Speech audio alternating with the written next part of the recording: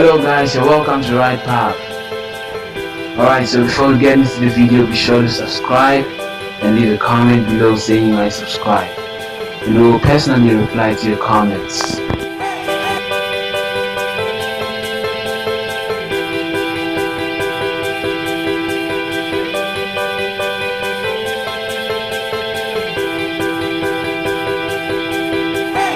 When I was young, I didn't really know what I was going to do when I got older.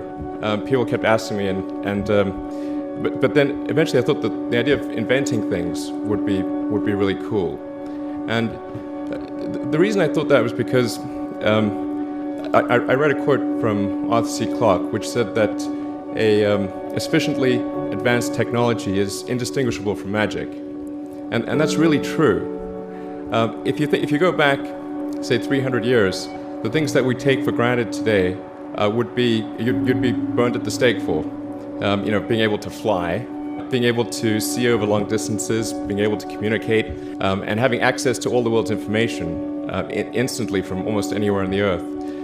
This is stuff that really would be magic, or would be considered magic in times past. In fact, I think it actually goes beyond that, because there are many things that we take for granted today that weren't even imagined in times past. They weren't even in the realm of magic.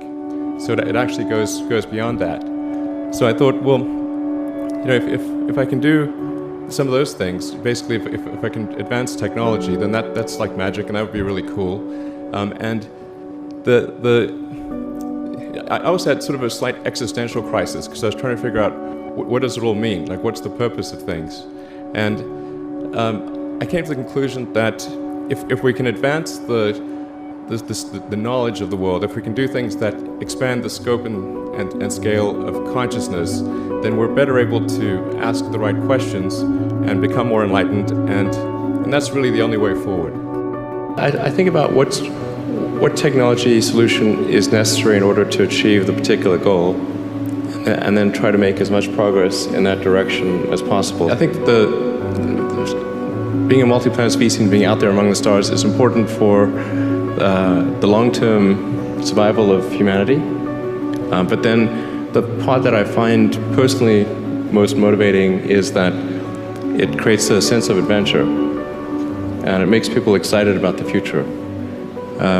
If you consider two futures, one where we are forever confined to Earth until eventually something terrible happens, or another future where we are out there on many planets, maybe even going beyond the solar system.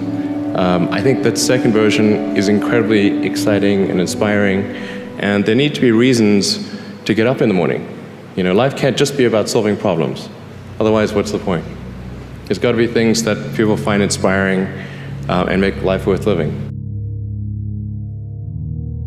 When my brother and I were starting our first company, instead of getting an apartment, we just rented a small office, and we slept on the couch.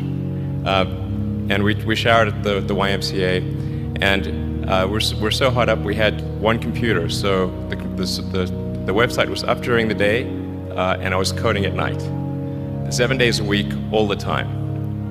And I sort of briefly had a girlfriend in that period, and in order to be with me, she had to sleep in the office. So work hard, like every waking hour. That's the thing I would say, particularly if you're starting a company. A natural human tendency is wishful thinking. So a challenge for entrepreneurs is to say, well, what's the difference between really believing in your ideals and sticking to them versus pursuing some unrealistic dream that doesn't actually have merit? And that is a really difficult thing to tell you. Can you tell the difference between those two things? Right. So you need to be sort of very rigorous in your self-analysis. I think certainly extremely tenacious, and then just work like hell. You just have to put in 80 to 100 hour weeks every week. All those things improve the odds of success. Or how do you think about making a decision when everyone tells you this is a crazy idea? Or where do you get the internal strength to do that? Well, first of all, I'd say I actually think I feel fear quite strongly. So it's not as though I just have the absence of fear. I feel it quite strongly. But there are just times when something is important enough, you believe in it enough, that you do it in spite of fear. People shouldn't think, well, I feel fear about this and therefore I shouldn't do it. It's normal to feel fear. So you just feel it and let the importance of it drive you to do it anyway.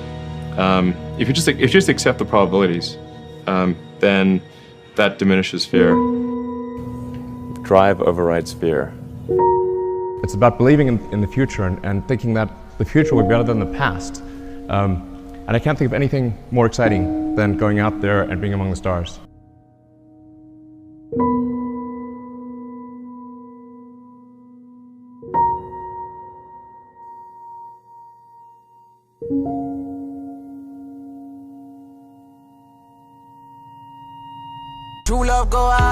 Alright guys, thank you for watching.